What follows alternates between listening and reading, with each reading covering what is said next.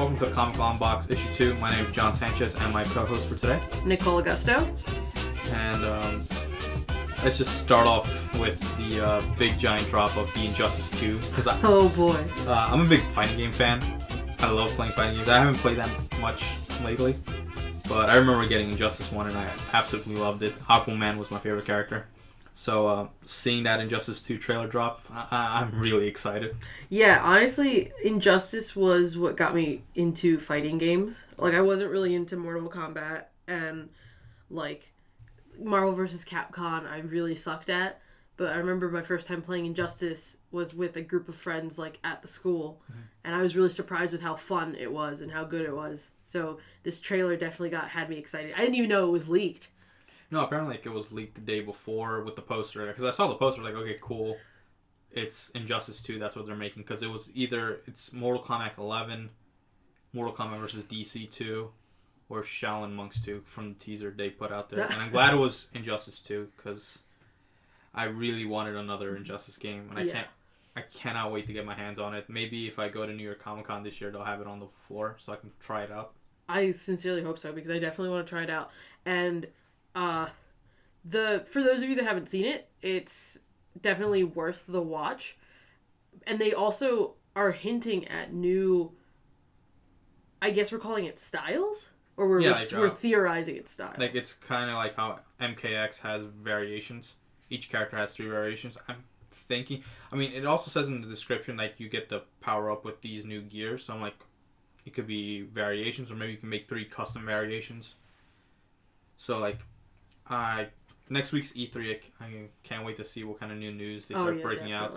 Hopefully we get gameplay footage, but if not, I can wait, because then next month is San Diego Comic Con, and they're all gonna have footage there. That's not So another thing that dropped, and this was like last Thursday, I think it dropped, is the Batman vs Superman extended cut trailer for the Blu-ray. I haven't seen it yet, but I've seen it maybe 4 or 5 times.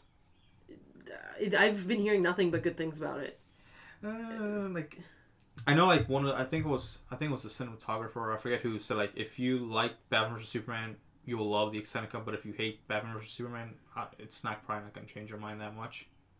Okay. I mean, it was okay. Like, I felt like a lot of the hate was slightly undeserved. Like I could totally see it's not the greatest movie in the world, but it's not The Room. It's not Mario and Luigi. Like, it's not that bad. I mean, you can watch the trailer, have it like set up, so we'll watch it. I'll put something up on the screen. I don't know, like, that didn't add anything. I think, like, what it at least the trailer did. Well, like, I think the thing it added more was, like, it looks like we're exploring more of what happened at the beginning of the movie. Yeah. Like, with Superman saving Lois, because, like, it never really made sense. Because it felt like it was just, like, a minor plot point, but it looks like it actually played a bigger point in the film. Yeah. It was definitely thrown in there and felt like it was forgotten for a while, and then all of a sudden it was brought back. Because remember, they're putting in 30 minutes back into the movie. This movie was 2 hours and 30 minutes. It's gonna be, the extended cut is 3 hours. I mean, do you really think do you really think those 30 minutes are gonna make? Well, like, the thing with Watchmen is, like, I kind of liked Watchmen when I first saw it in theaters, but then I got the director's cut, and the director's cut is way much better than the theatrical cut. So, like, I want to know, like, what 30 minutes would make it, because it looks like, as you saw, it's more dialogue. It's more dialogue. You also see, it looks like Clark Kent is investigating Batman by asking everyone in Gotham, like... Yeah, because there's people that you didn't even encounter in the movie who... I don't know. I feel like having just... I feel like it looks like something I would probably watch again if I have nothing else to do. It also looks like they added, like, they probably did. They took away, like, how Batman breaks into LexCorp to steal the kryptonite, because it looked like something from Arkham Asylum again. It looks like that warehouse scene again. Yes. So, like, especially, like, how he, like, dove in and, like, that brief glimpse of him diving and attacking the person was... Okay. I mean, I don't know. If anything, I'll give it a maybe. Like, I'm already buying it, so like it doesn't matter. But like I hope it makes it better. At least it helps it make sense. Like I hope it makes it better. I hope it's not like it's the same. It's just like longer, because that was the problem with the original cut, was it had a little bit of a pacing issue at times. Do you think it'll actually make Lois Lane a little? Nah, like it's probably like not likable. It's not like you're gonna be adding things in. They're not taking things out. So like whatever problems, like if you have problems with Lex Luthor, it's still gonna be there.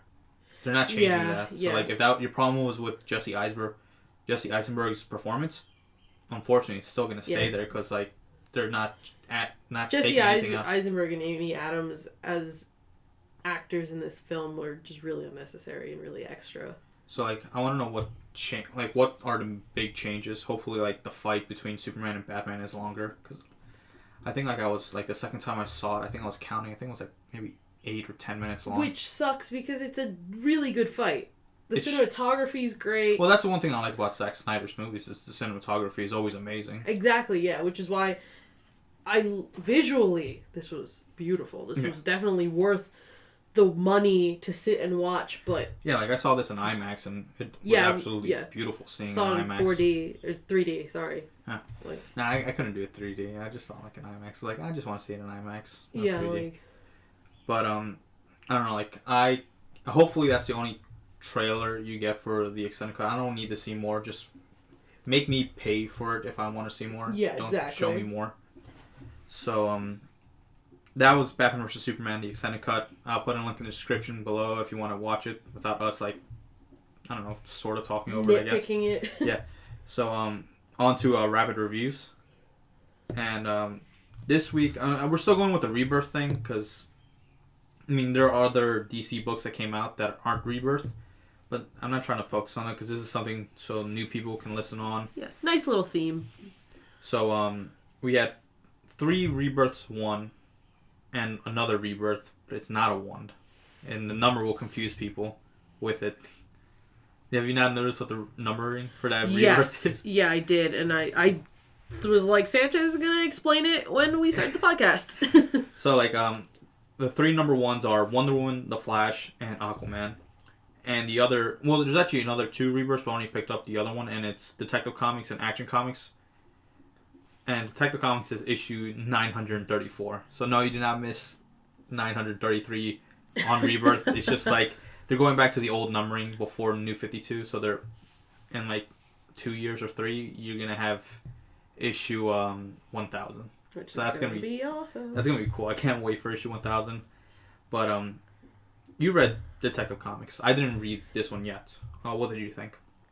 It's definitely different from Batman Rebirth. Mm-hmm. Like I thought, like, you know, maybe they're gonna follow like somewhat of a storyline like that one, but it's vastly different, and it brings back Batwoman, one of my favorite like female DC characters that like unfortunately didn't get like a complete series due to the head writer and head artist leaving. But it's also bringing out some like lesser known characters. Batman and basically, like, just a quick summary, Batman and Batwoman are forming a team, and they're training them to kind of take over. They explicitly say take over protecting Gotham when they're gone, which... Well, it makes sense for Batman because, like, he has Justice League stuff to do. He's old. And also, not only that, too, because, like, remember, this is also happening during Scott Snyder's doing Batman All-Stars. And I told you, like, the pitch for that is Batman Road Trip. Oh, yes. So he's not going to be in Gotham most of the time. So like, yeah. And so he's kind of leaving it up to Batwoman to make these, like, not ragtag, but, like you know, there's Robin and there's 2 other characters. Mm-hmm. That are... 3 other characters, I should say, that are involved in being trained to protect Gotham as a team. Which is something very interesting because you're so used to Batman, like, working alone, even with Robin. Yeah, because even though he has a team, he still feels like a loner, even when he's with the team, because he doesn't tell the sidekicks that much. Yeah. So it's interesting to see him working with a smaller group than the Justice League, and he doesn't have a leadership that much of a leadership position in this. Batwoman's kind of running the show. Okay, like I said, it's issue 934. this is supposed to be a jumping on point for someone. So do you feel like, did you need to know anything beforehand? Because again, you say you don't read that much. So like, did it feel like I missed something, or no, not at all. Fresh? Not at all. They definitely started off fresh. Like it's definitely a detective book. There's a mystery that's added right from the get-go, and you're being kind of led through it with these group of people as they're trying to figure out what's going on. So, out of 5. Out of 5, I would give it 3.5, because it's still in that rocky ground where like you're like, yeah, this is okay, but I don't know if it's gonna get better. So I read Aquaman, and it was all right. Like the last time I read Aquaman was Jeff Johns' run, and which I enjoyed a lot because it used the idea of like everyone treating Aquaman as a joke, but showing you like why he isn't. And it looks like they're doing the same thing here, because like they're saying like Aquaman was turned into a joke when he was introduced in the comic itself. Yeah. So like he was saying like, I'm much better than what you guys think of me. I thought it was all right. I felt like setup, which these Rebirth titles should be, is setting up for the real issue 1. But I feels like you have to get a good payoff. You have to read the issue 1 that comes out in 2 weeks, because it introduces Black Manta again, and I always like that character. Okay. And it was alright. The art was okay. So, like, out of 5, I'd give it, like, 3 out of 5. Fair enough. And also read Wonder Woman. And this is the one I was like, really excited for this entire week, because I love Greg Rucka's writing. It's one of my favorite. And just reading it plays on Brian Azarella's run. It looks like it's ignoring the run after Brian Azzarello, because there's another run in between. Do you think that's a good thing or a bad thing? The only thing like that was good about it is it reintroduced Donna Troy, but other than that, it was very more missing than hitting on its points. Like the art was okay, but like it really missed on a lot of good points. So like it looks like they're just taking everything that's important from the Azzarello run and building onto it. And it's literally playing on the 2 storylines that are going to be happening at the same time. It's playing like who Wonder Woman is, and it's also playing on her past. So like issue 1 is going to be talking about the storyline that's happening in the present, and then issue 2 is going to be the year 1, like Wonder Woman year 1. So I'm glad they already like showed like there's a problem between her past and her present at the same time. So you're going to be like basically jumping back and forth from present to past. So like it looks like the odd numbered issues are going to be stories taking place in the present, and the even numbered issues are going to be the past. All right. So I can't wait to read issue 1. I'm way excited for Wonder Woman, and definitely give it a 4 out of 5. If you want to jump on Wonder Woman, this is the perfect place, because it touches upon Brian Azzarella's run, but obviously it's going to be starting new, talking about year 1 Wonder Woman. So definitely pick up Wonder Woman. It's probably going to be one of the best books out there. So I read book 1 of The Flash, and last week how we were talking about how DC Rebirth is definitely going to be more of a story of the Flash than any other character in the DC universe. Absolutely true. Yeah. Like, but at this point, for Flash, you're looking at the turn of events through Barry's eyes. Yeah, because like, what was so cool is like when you get to the middle of the story, it intersects right into Rebirth. Yeah. The Rebirth title, and I was like, that's amazing. So you get like Rebirth is a Wally story, and this is Barry's story, and then you see the point where it intersects. Yes. And how they affect each other's lives. Yeah, and so I'm actually the artwork's great. Oh, yeah. The storyline so far, like a lot of times when stories, especially in comics, they start to intersect with each other, they kind of become parallel stories. However, this definitely is starting to look like they're going to the same ending, but following different routes. Yeah. And I definitely like that. And it's definitely refreshing because like it's dark, but it's not gritty. Yeah. It's a dark story, especially when you start seeing like there's flashbacks of like Barry's Barry's like memories like of his childhood and stuff like that, like some of the unpleasant memories of it. I did like seeing what's called Reverse Flash show off. So I was like, and we already know who the villain of this next arc's gonna be. The the villain's name is called Godspeed. Yes, Godspeed. Yeah. So I like Flash. Looks like I'm picking it up again because I dropped it after I forget what the man's run was, but I think it was like after issue 30 or something. I dropped it and I was like, there's nothing more for me here. So I'm glad I'm picking up Flash. Yeah, this was a really refreshing read, and the storyline is definitely, kind of detective-y because he works as an analyst and stuff like that. But at the same time, it's like I could definitely follow with this. I'm going to be picking up the next Flash. copy. Yeah. So out of 5? A 4. I gave it a 5 actually. Really? Okay. I love how it intersects with Rebirth, and I love how it's just like it's the side story on DC Universe Rebirth. And I love how like you can put these side by side and like they're running parallel. Yeah, they're running parallel, but in different, like almost in different paths. Yeah. So like I absolutely love Flash Rebirth. So that's my pick of the week. Like either if you're not into Flash, definitely get Wonder Woman.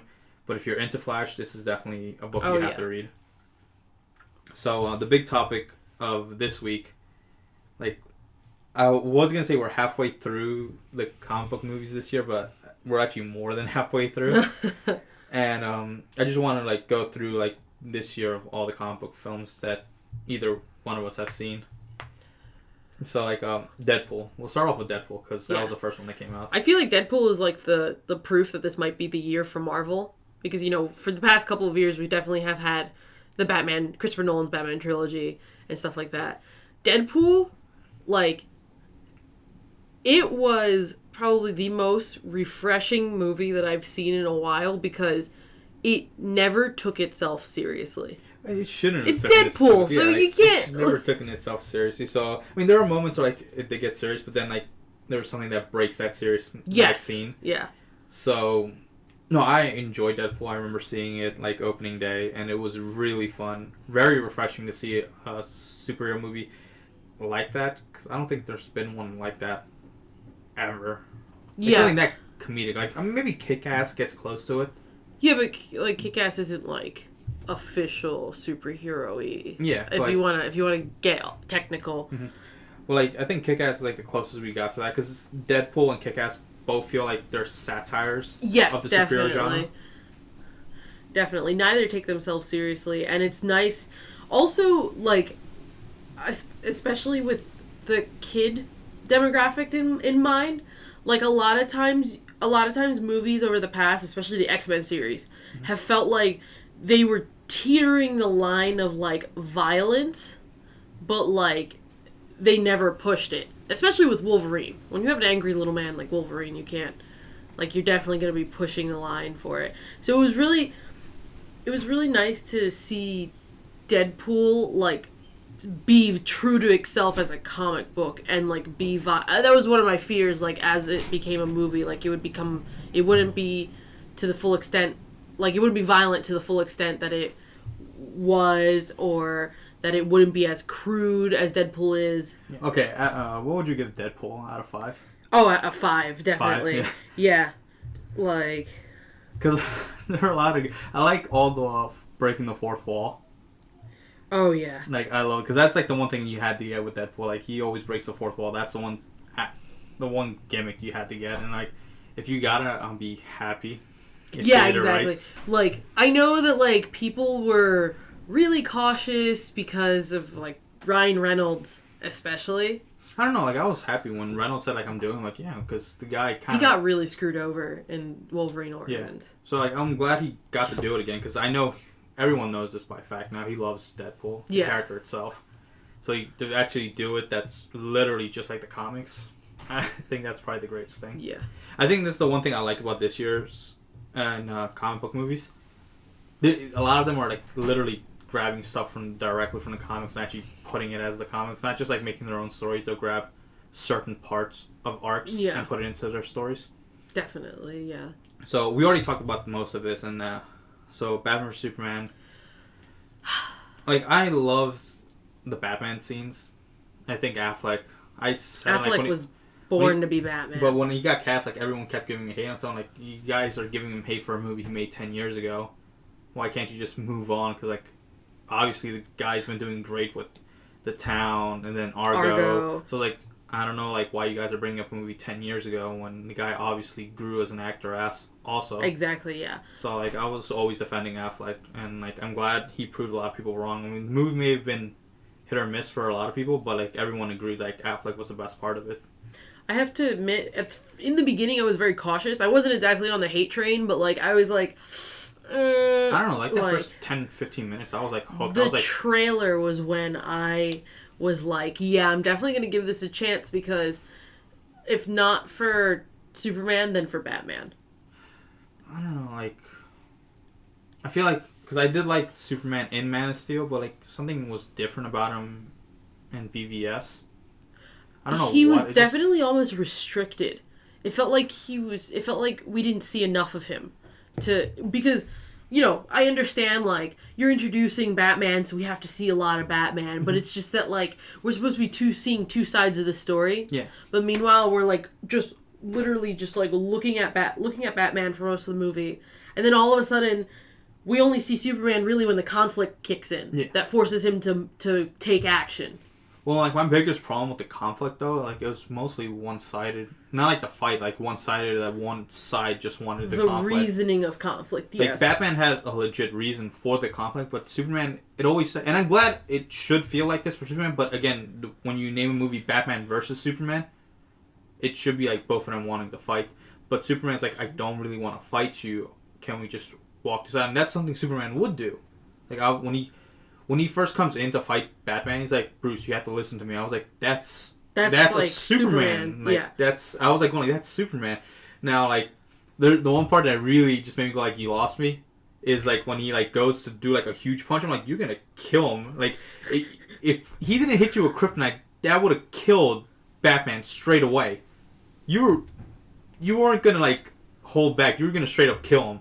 So I was like, you kind of lost me. Now, if you try to incapacitate him, like break his arm or something, I'll be like, okay, that's I can work Superman with that. Thing you had to do. But you were going for a clean right hook to his head. Yeah. Like, you see it in that trailer that we saw earlier. Like, yes, he was going for that like, he was punch. Going for the and, life like, ender. When he was like shocked when he blocked him, like, you should be shocked because you were trying to break his head in half. Yeah. Like, there's also, like, and also, like, I feel like a lot of times whenever we talk about the movies, we always talk about, like, Batman and Superman, but Gal Gadot, like, from the she was another person that people were hating on because, like, she didn't have the body type. Which, I don't think that matters because, like, I mean, look, we just read the Wonder Woman Rebirth. Yeah. That kind of almost similarly has Gal Gadot's body type. Yes, yeah. Like, the only ones that are huge are, like, maybe, like, early 2000s. Early 2000s one. And I'm like... Because they wanted to fit the more Amazonian stereotype. But still, like, Justice League animated cartoon show She's very petite. Yeah. Yeah. Which I didn't really care. I was just like, as long as she's good at it, like, I'm gonna be whatever. Like, yeah. I'm like, you know, like, we're not trying to make a political statement. We're trying to make a movie. Like, I'm really glad that I tried to be as optimistic about her as possible, because she is Wonder Woman.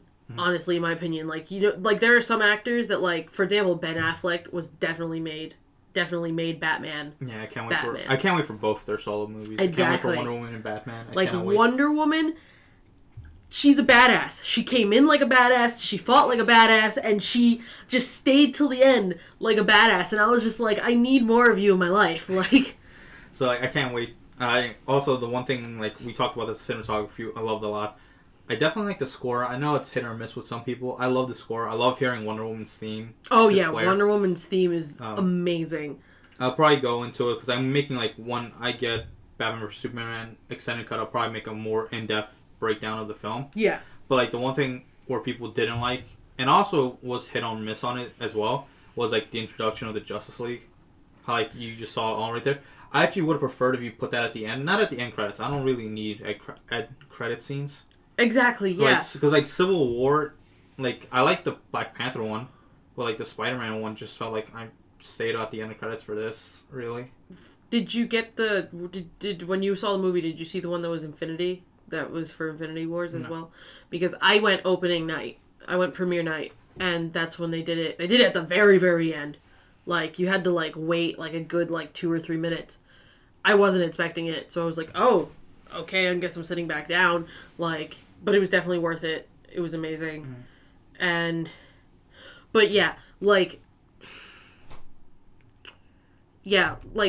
Batman versus Superman, that scene with, like, the Justice League, like, it was really rushed. Like, I don't think it was rushed, because I just felt like they placed it at the wrong part of the film.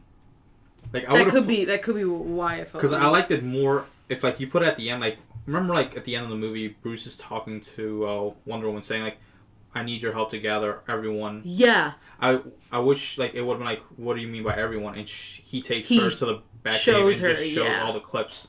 You could put all the clips on all the monitors he had, just playing instead of going one by one. One by one. Yeah, I was like, what the hell? You could put, like, all the clips right there and just her seeing everyone. Like a close-up of each one. Yeah, and then instead of that really long, unnecessary shot of her clicking one by one. So, like, I wish, like, that's how they should have done it. I'm not saying they should not have done it. I definitely would. When they announced Jason Momoa, I was like, I can't wait to see his cameo. So, like, yeah, oh my gosh. I just wish they did it a different way of, like, putting those scenes, not just, like, putting it at the middle of the film, because it didn't have no payoff at the end then. Exactly, yeah. It was almost forgotten. It would have been a great payoff at the end when you tell him, like, I need your help to find the others, and she goes, like, what others? And then you see all of them. Yeah. One thing was, everyone was so hyped up, and I'm not gonna like, lie, I was hyped up to myself about Jason Momoa, and I completely forgot about The Flash, and because I was watching with, like, 3D glasses that was kind of already graying everything out as it is, I freaked out for, like, a good couple of seconds, because when I saw, like, the Flash sequence, someone in the theater was just shouted out, "Is that Cisco?" And I was like, oh no, they're making Cisco the Flash. No. Yeah, it's probably like the beard. Yeah, it was the beard. I was like, what the fuck, guys? No. But, no, like, I enjoyed that. I had to explain to a friend that was the Flash. Like, what happened? Because, like, there's no one would understand it unless, like, you know a lot of DC stuff. Exactly. And that's what, like, I felt like it was its biggest problem. Like, it felt like it was a movie catering to all DC fans. Because, like, you'll only get this if you're a DC fan. And, like the Cyborg one, like, no one... I got it right away. I was like, oh, that's a mother box. But no one else would get that. I don't want to call it pretentious, but... it kind of was. Especially, like, if you're not a DC fan, like... If you're someone that just really watches the movies and doesn't read the comics, like... But, like, if that's how they're going, like, I'm like, if that's how you're targeting, then that's you. I'm not going to say don't do it, because that's how you're planning it out. I'm guessing I'm waiting for Suicide Squad to see how they're doing it from now on. Because, like, even though, like, it was kind of already made before the whole change-up with Jeff Johns being one of the parts being included for the DC film division, the third act, I heard, was getting reshot. Yes, I'm not worried about that, too. Like, people are worried about it. I'm like, I'm not really worried about it. Like, Rogue One's getting 40% of their movie reshot also. Reshoots happen all the time, so, like, I'm not worried if reshoots happen. Now, if a reshoot happens, I don't know, like, a month before, maybe I would be a little concerned, I'll be worried. But other than that, I'm like, I'm not worried about reshoots. Every film has a reshoots. Yeah, and you've definitely, based on information that you've told me and just kind of reading stuff in the DC comics, like, I have a lot of confidence that Jeff Johns, like, knows what he's doing. Yeah. So, like, I'm okay with that. I guess we just touched on Suicide Squad, but that's something we haven't seen yet, obviously. Yeah, we haven't seen so, that like, yet. I can't wait for that. I'm actually I'm not more excited for it than I was for BVS, but I'm just more excited in general for Suicide Squad. Yeah, like, it definitely just gave, because, you know, like, this movie, like, was definitely more about, like, oh, look at the cinematics. Like, this one, Suicide Squad, is more like, look at this amazing cast we have. Like, I know people, like, always joke about, like, BVS was them catching up with Marvel. And in a way they were. But, like, the one thing I loved about BVS is they've made a world. I'm like, I can't wait to see everything that's happening in this world. Start to come together. Yeah, so, like, I know... Like, I didn't want standalone movies. I love Batman. I didn't need a standalone movie that connects straight into a Superman movie. So I'm glad they just... I think it was the right move just having Batman and Superman Possibly, in one movie. Yeah. But Just wasn't executed 100%. Because like I right. wouldn't know like what would you make if they did like the way Marvel did it. You would have got a Man of Steel 2, a Batman movie, and a Wonder Woman movie leading to Justice League. What would the villain for Superman 2 be? Exactly, yeah. Like, it had to be something big because it's Superman, but then, like, you're just, like, downgrading what Bruce or Diana would have been doing. So I'm okay with them doing like this. Sure, it could have been executed better, but I'm not complaining from what I got. Like, I didn't hate the movie. Yeah, oh my gosh, yeah. I feel like some people's reactions were really exaggerated and, like I didn't passionate. Hate it. So, like, I can't wait for Justice League. I guess that's the big thing I'm saying. Like, even though it's the same team behind it, I want to see what they do with the rest of these characters. I'm cautious, but I'll see it. We're going to get a trailer for it next month anyway. Yeah. Fingers crossed, basically. No, because, like, Justice League comes out next year. No, just the caution, like, fingers crossed, like, the trailer, like... Because we're getting that, and we're getting a Wonder Woman trailer next month. So, Captain America. It probably is my favorite comic book movie of the year, but it's still not better, in my opinion, than Winter Soldier. I love Winter Soldier more than Civil War.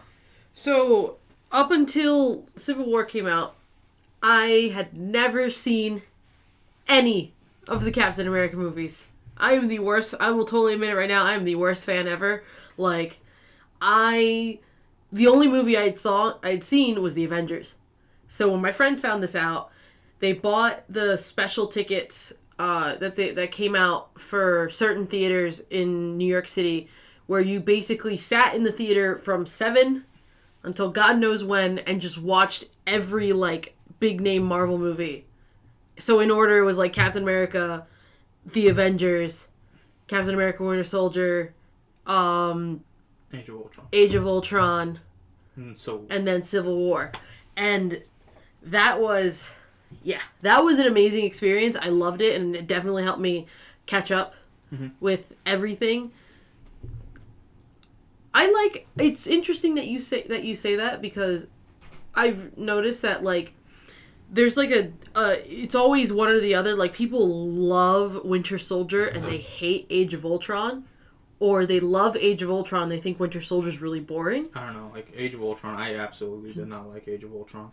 I feel like Age of Ultron definitely played on more on the emotion aspect. No, Age of Ultron just felt like it literally, especially once you see Civil War, it literally just felt like it's prelude. Yes. Oh yeah, it was definitely a prelude. It was definitely meant for Civil War, but like, I felt like it was necessary. Not really. Like, I could have watched without Age of Ultron. It's literally more like Winter Soldier set it up for me than Age of Ultron. Age of Ultron, I just did not enjoy it. I feel like without Age of Ultron, like, Vision would have just been there. We would have been all like, "Who the fuck is this guy?" Like. Well, then again, like, everything that's from Age of Ultron is just setting up for the next movie. Then. Yeah, exactly. It's a filler. It's a filler. But that's film. like what I don't like. Like, I kind of liked Iron Man because it was a standalone movie. I like Winter Soldier because you don't really need the first Captain America movie that much. That's true. And the Avengers, you definitely don't need, like, Incredible Hulk, Thor, or the rest to enjoy Avengers. True. I can show Avengers, like you said, you just saw Avengers without seeing the rest. Yeah. So, like, I always felt like, I mean, I'm glad Civil War, it's paying off every other movie, but still, like, I kind of like having standalone movies, even though if there are sequels. That's why they don't put 2 at the end of Captain America 2. It's not 2, it's just Winter Soldier because it can stand by itself. Yeah. Avengers, Age of Ultron, they didn't put it 2 because it can sort of stand by itself. I'm guessing that doesn't work with Civil War. You definitely need those past movies. Yeah, going back to Civil War, like, since we kind of went off track for a bit, it's definitely my pick. Like, my number two, like, Deadpool's like my number 1 movie of 2016 so far. Civil War is definitely number 2 because you're seeing these superheroes that, like, everyone loves and admires at their worst. Like, you're also, oh man, Black Panther. This, like, the cinematography was great. My favorite scene is the motorcycle scene when they're driving through the tunnel, and, like, there's just slow-mos, and there's, like, everything is awesome. Like, they definitely, definitely took this like this war and made it real, and they did it right. And Spider-Man, I'm actually really happy with Spider-Man. I love that they are kind of pitching an almost like, I don't want to say it's going to be a romance because Iron Man's not the romantic type, but like something's definitely going to happen with Tony Stark. Like this isn't going to be the last we're going to see Tony Stark and Spider-Man like having to deal with the situation. Who knows, maybe Aunt May too. But I definitely like Civil War. There's only one thing, and this is also with BVS that's kind of pissed me off, and it all goes back to Man of Steel. It's people complaining about the destruction in Man of Steel. Now, every other film, like, oh, we have to evacuate everyone before we do the fight. I'm like, so there's no consequences. Everything just blows up, and there's nothing.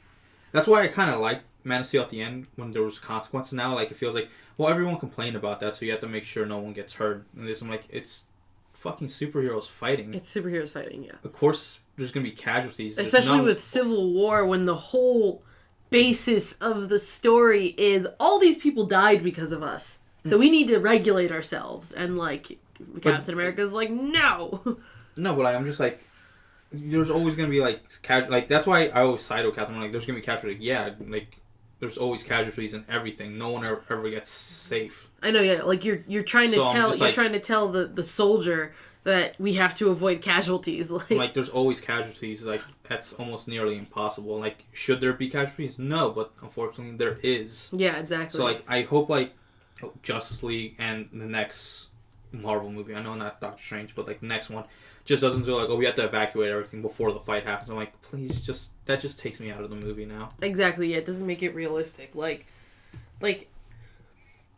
There's no such thing as like a superhero battle alarm that like erupts throughout the city. Like if we're recording right now and like Captain America and Iron Man just like fly through this room battling it out, we're not gonna have a warning. Yeah. So like I hope they just stop doing this warning, because like this is the one thing like you guys people complain about that in Man of Steel, but like the next movie, I don't know. Did you see Apocalypse? No, I did not. Well, like in X-Men Apocalypse, like everything's getting destroyed, and obviously people are getting killed because there's no warning. Exactly. And I don't hear anyone complaining about that. I'm just probably because it's called Apocalypse. But still, like, you can't just say like this is two Kryptonians fighting, and you can tell me, well, they should have fought it out in the desert. Why? Zod clearly says in the movie, I'm gonna kill each and every one of them to make you suffer. So I'm like, you want them to move in? Like, well, it's Superman should have done. Like, this is Superman day one, and he's fighting a soldier basically. Yeah. So like, I don't understand your logic at all. But okay. But like X-Men Apocalypse, it felt like it was a giant pacing issue. Like there was more like time on recruiting the Horsemen, but not even making them feel important. Besides Magneto, like the other three didn't have enough like build upon on why they would agree to be Horsemen. They were just chosen. While Magneto, like, you see, like, the reason why he was chosen, because he has all this pain towards just regular humans, and he should just destroy them all and just give rise to mutants. So I'm like, his actually arc of becoming a Horseman and just redeeming himself was perfect. It felt like the other three had not that much. Like, Psylocke doesn't do that much in the movie. I heard Psylocke is pretty forgettable.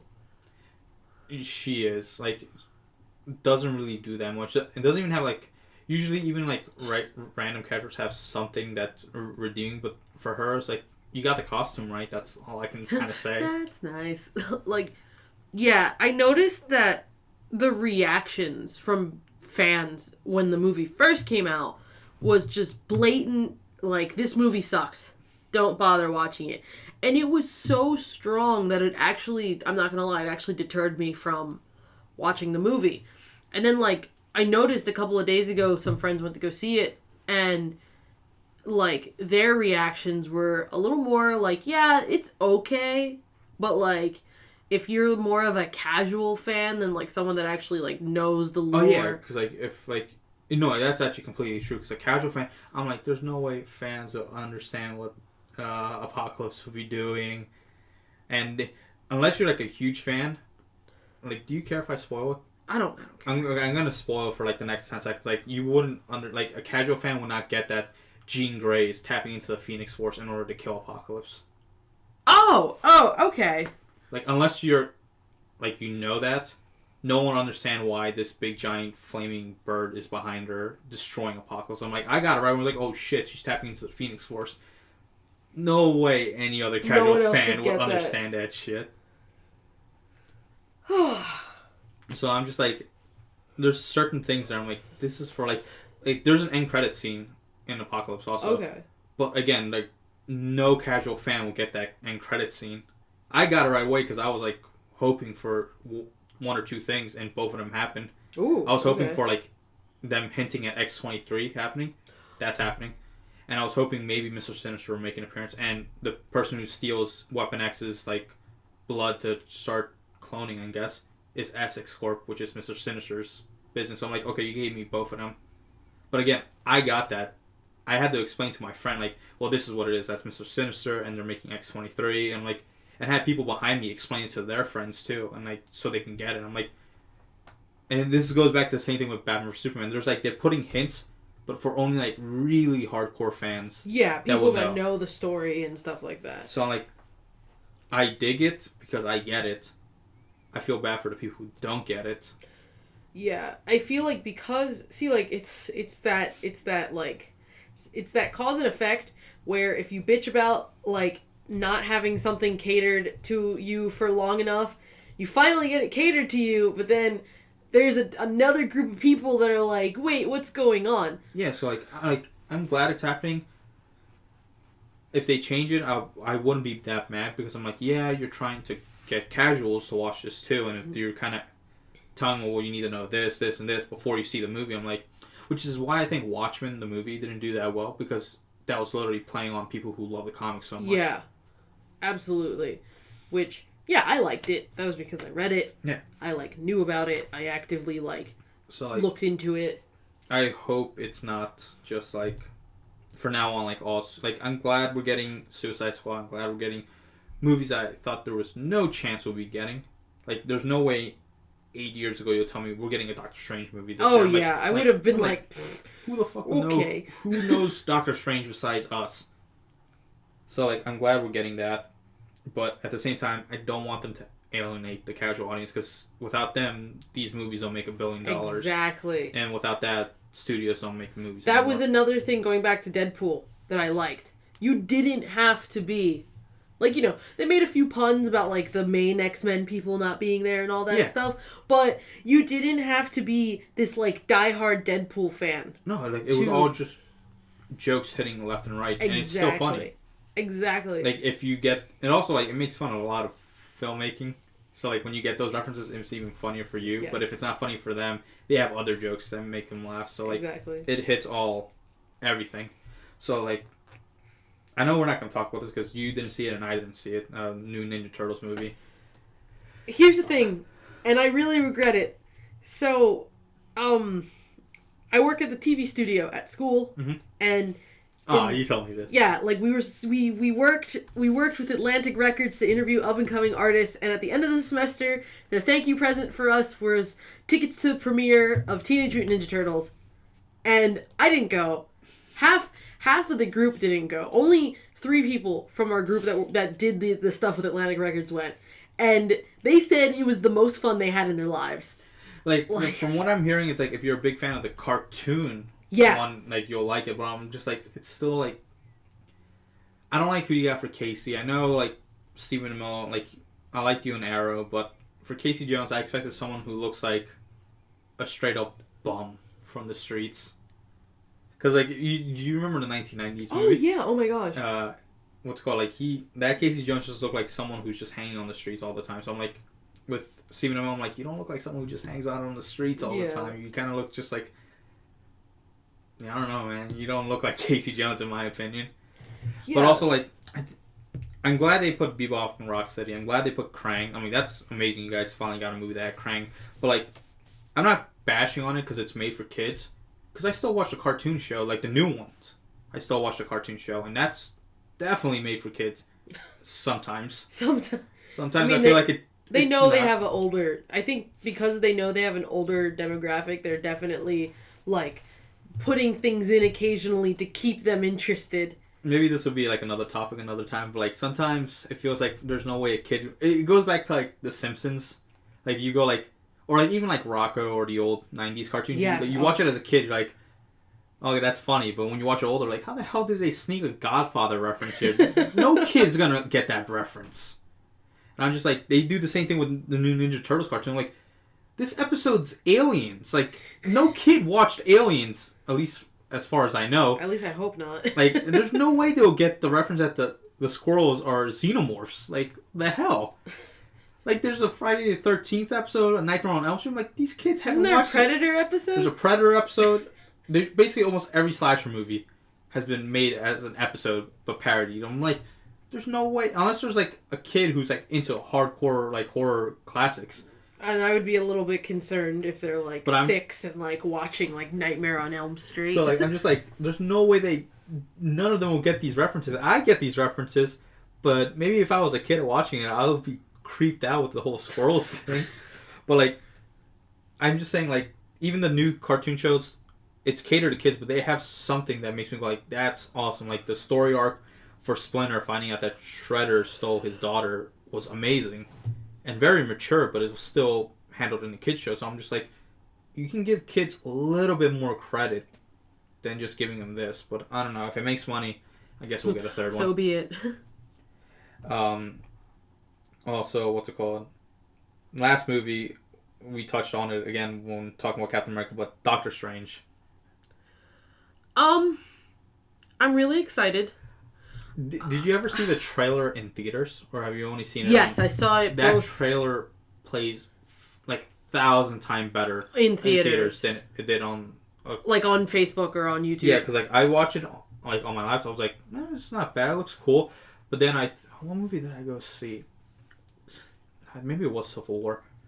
But yeah, because I saw it Civil War twice. So yeah, it was Civil War, and I was watching it on IMAX. Like, this looks beautiful. I cannot wait to see this in IMAX, especially like the whole intersecting of cities and all that. I was like, this looks amazing. I was amazed. Some people that were in the theater when we saw Civil War premiere night, they did play a little bit of trailers between films.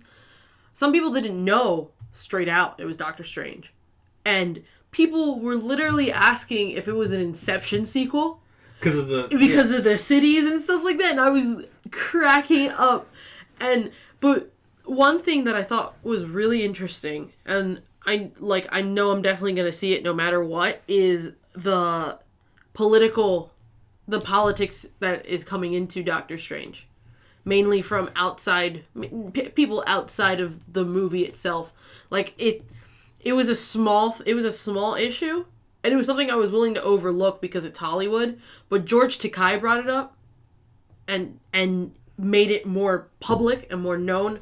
The woman that you see in the trailer, the ancient one, in the comics, and it's always been canon in the series, in the comic book series and even the cartoons, it's a Tibetan monk. Yeah. And because Marvel was fearful of losing their fan base in China because of the issues with the land that they call Tibet and they claim they own, they changed it, which from a money standpoint I can see, but I could also understand why people would feel like it's a really shitty thing to do. But that also goes with this thing I also had with Iron Fist.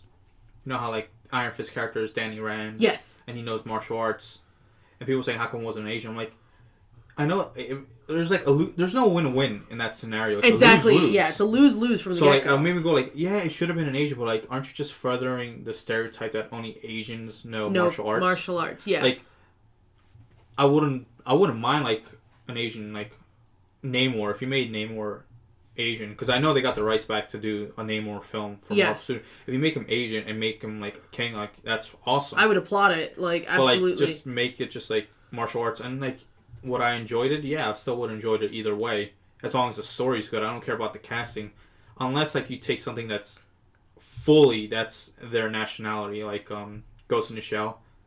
Oh yeah. Like that one, I can't defend that one. I'm like, yeah, Scarlett Johansson can sell tickets, but still, the character was made to be Asian. You can't change it. Which is almost the same exact thing. It's almost the same. Ghost in the Shell. That whole thing is almost the same thing with this. Yeah. But I mean, they're not. The thing that makes me happy is that like they're not like trying to make like you looking at her and you see the Ancient One from the get go is a white woman. Yeah. Like they're not trying to make her look slanty eyed. They're not like trying to yellow her skin. Like it's a white lady. Like which is like okay, thank God, thank you Marvel for not going too far because you would have just you already dug the hole. Like you would have dug it an extra 6 feet if like you made her look hella Asian. But at the same, it's kind of like that with Ghost in a Shell, and I feel like a lot of times people forget that like it's Marvel's a business. Mm-hmm. They make the movies. Yes, they're for us, but it's also for them to like make their money and make revenue so that people can keep their jobs. Yeah. And it really sucks because people look up to like Marvel superheroes in comics. I don't know if you heard of the hashtag give Captain America a boyfriend. I thought it was so stupid. It's that's like a topic for another but like just I was like that was so stupid. And like I don't care like if a superhero is gay or not. Like I loved it when they made Alan Scott gay. I was like that's amazing.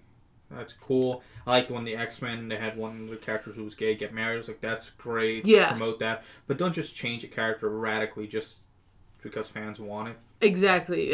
But like, it's also... I feel like Marvel had to play it safe. Yeah. Because the things between China and Tibet are such... It's a keg. It's a fire keg. Like, literally the littlest match would just set it off, and... I think the last thing Marvel would want would be to, like, start a war or, like, literally start, like, just starting drama between two nations over a character that, like, in many other comics of other Doctor Strange universes, the Ancient One isn't even, like, a being that you can discern race or gender. Yeah. Which is probably where they're going with this. Yeah.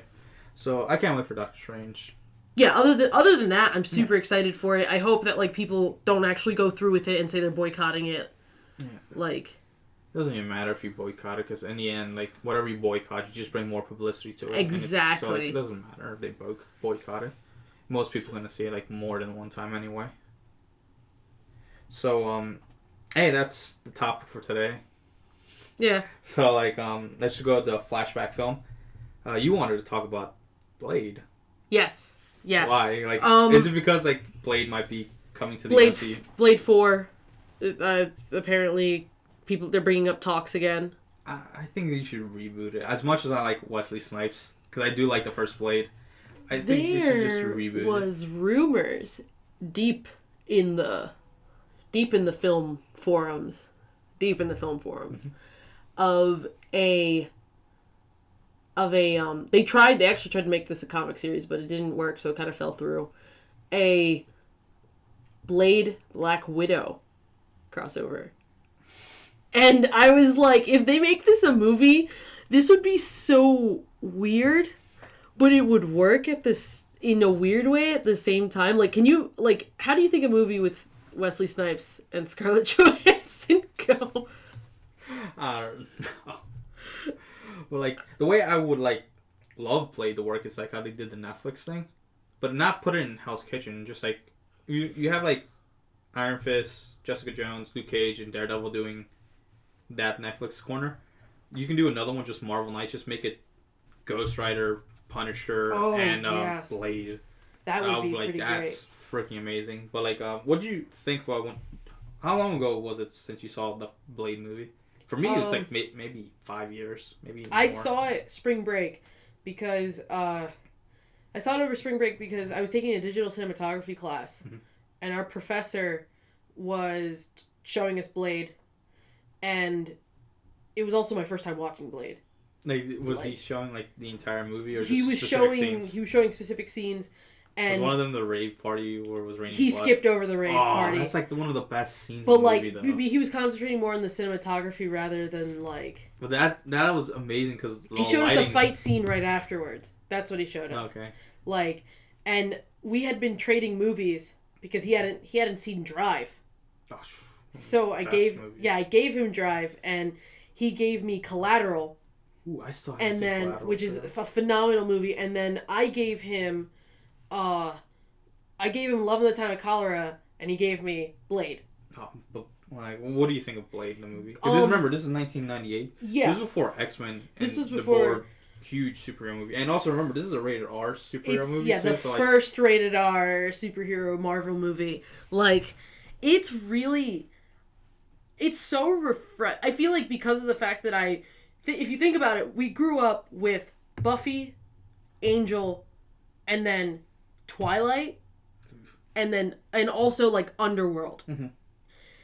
So we're so used to these like really like. We're so used to these.